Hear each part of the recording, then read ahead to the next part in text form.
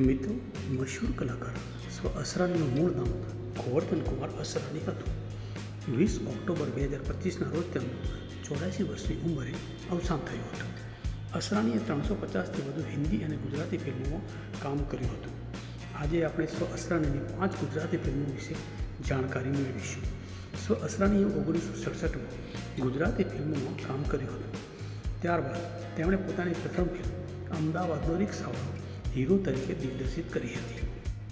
સ્વ અસરાનીની ફિલ્મ અમદાવાદનો રિક્ષાવાળોમાં સ્વ અસરાની ઉપરાંત કાનન કૌશલ, ઉપાસના સિંઘ, ફિરોઝ ઈરાની, મહાવીર શાહ, મુકેશ રાવલ સહિત ઉચ્ચ કોટીના કલાકારોએ અભિનયના અજવાળા પાથર્યા હતા. કિશોર કુમારે ગાયેલા અમદાવાદનું રિક્ષાવાળો ખૂબ જ લોકપ્રિય થયું હતું. આજે પણ આ ગીત લોકો ઉત્સાહથી સાંભળે છે. આ ફિલ્મને સુરેશ બોકડિયાએ પ્રોડ્યુસ કરી હતી. સ્વ અસરાનીની બીજી જબરદસ્ત સફળતા મેળવનાર ફિલ્મ હતી નસીબદાર. આ ફિલ્મમાં સ્વ અસરાની ઉપરાંત રીટા પાદુરી, અરવિંદ રાઠોડ, ફિરોઝ ઈરાની જેવા ઉત્કૃષ્ટ કક્ષાના કલાકારોએ અભિનયના અજવાળા પાથર્યા હતા. ફિલ્મનું દિગ્દર્શન કર્યું હતું કિશોર વ્યાસે.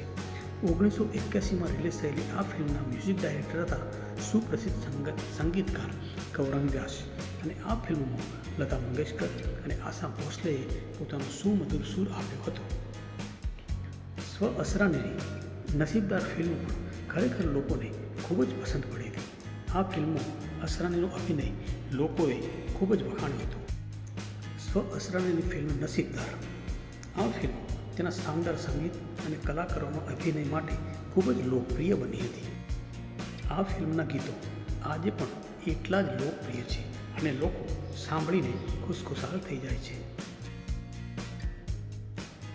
સ્વ ગોવર્ધન અસરાનીની ત્રીજી સફળ ગુજરાતી ફિલ્મ વાયા વિરમગામ વિશે આપણે આજે વાત કરીશું. 1980માં રિલીઝ થયેલી સ્વ અસરાનીની આ ફિલ્મ અરુણ ભટ્ટે ડાયરેક્ટ કરી હતી. જ્યારે આ ફિલ્મમાં સ્વ ગોવર્ધન અસરાનીની સાથે રીટા પાદુરી, તરલા મહેતા અને અરવિંદ રાઠોડ જેવા કલાકારોએ ઉત્કૃષ્ટ અભિનય કર્યો હતો. ફિલ્મને પ્રોડ્યુસ કરી હતી રાજેશ આચાર્ય અને ચંદ્રિમા બાદુરીએ. આ ફિલ્મ એક કોમેડી ફિલ્મ હતી અને દર્શકોને ખૂબ જ ગમી હતી.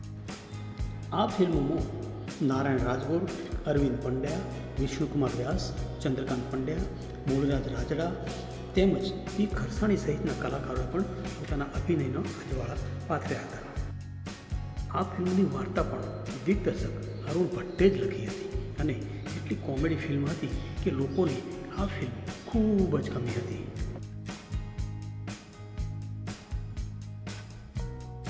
સ્વર્ગીય ગોવર્ધન અસરાનીની ફિલ્મ પારકા પોતાના 1981માં રિલીઝ થઈ હતી. આ ફિલ્મ એક સુપરહિટ કૌટુંબિક ફિલ્મ હતી. આ ફિલ્મમાં સ્વ અસરાની ઉપરાંત રીટા પાદુરી, જયશ્રી ટી અને ફિરોઝ ઈરાનીએ પોતાના દમદાર અભિનયથી દર્શકોને ખુશ કરી દીધા હતા. આ કૌટુંબિક ફિલ્મ સામાજિક અને પારિવારિક સંબંધોની વાર્તા માટે પ્રખ્યાત થઈ હતી અને સુપરહિટ બની હતી. આ ફિલ્મમાં પદ્મા રાણીએ પણ અભિનયના અજવાળા પાથર્યા હતા.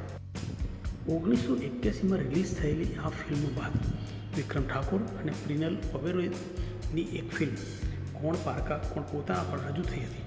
આ ફિલ્મે પણ 2022માં વિક્રમ ઠાકોરની રજૂ થયેલી આ ફિલ્મે પણ ખૂબ જ સફળતા મેળવી હતી અને તેના ગીતો પણ ખૂબ જ લોકપ્રિય થયા હતા.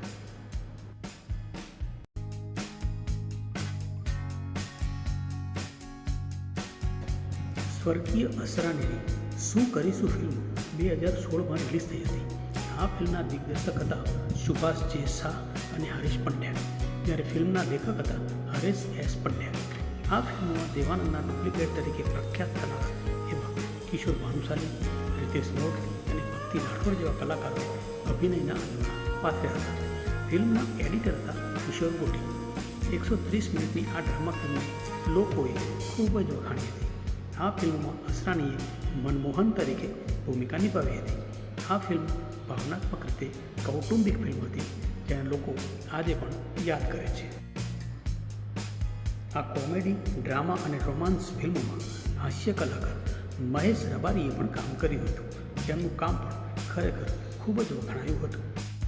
130 મિનિટની આ ફિલ્મ 22 એપ્રિલ 2016ના રોજ રિલીઝ થઈ હતી.